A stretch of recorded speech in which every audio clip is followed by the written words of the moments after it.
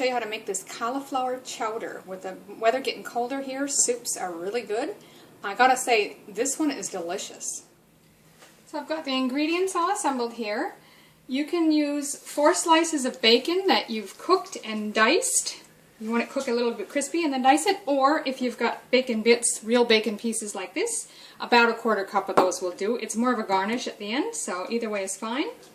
You'll need 2 tablespoons of unsalted butter, 2 cloves of garlic minced, 1 onion diced, 2 carrots peeled and diced, and 2 stalks of celery diced as well. Now I'm going to use, to thicken, 1/4 cup of cream cheese. Mine just happens to have chive and onion flavor in it, but any kind is fine. 4 cups of chicken broth, and 1 cup of cream.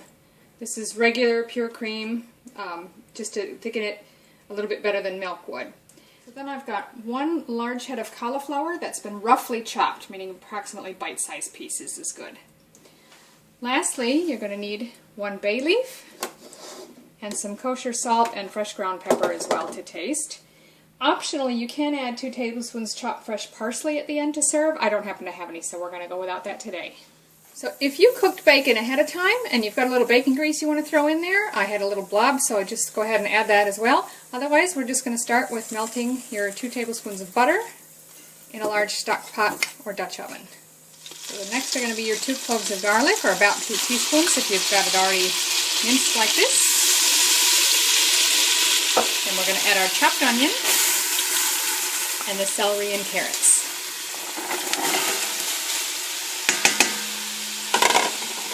I'm going to cook and stir that for just a few minutes till they start to soften a bit. Now how long you need to do this part is going to depend on how big you chopped your vegetables. It could be anywhere from 3 to 6 minutes. You're just not looking for them to get mushy or anything. You just want to be able to pierce them with a fork easily so that they're just tender. So that's about right. This has been 6 minutes for mine. Next stage, I'm going to add the chicken broth, add the cream, and we're going to add the cream cheese. And I'm just going to want to cook and stir this for a couple of minutes.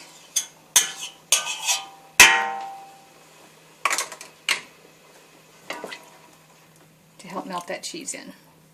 The cream cheese is basically going to replace flour as the normal thickener in these types of soups. And also give it a nice flavor. Now I've had this going over a medium to a medium-high heat. The next phase is going to be to add in the cauliflower carefully so you don't get splashed with hot soup.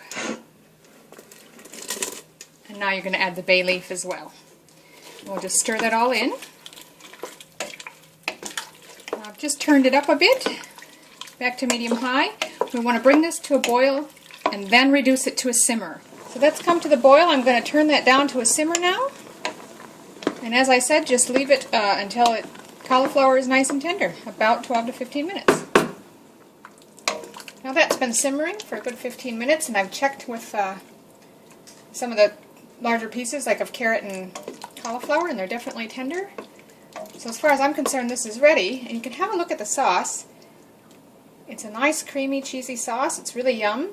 If you wanted your soup to be thicker than this, take an immersion blender and just run it around in there a little bit to puree some of the veggies into it. By all means you can do that. I'm happy with it as it is. So all I'm going to do is fish out that bay leaf, and it's ready to serve. Now before you serve, you'll want to give it a taste, see if you think it needs any salt and pepper. I think it's fine for salt because I'm used to low sodium in my diet. I'm just going to give it a little pepper. And lastly, those bacon pieces that we cooked at the beginning.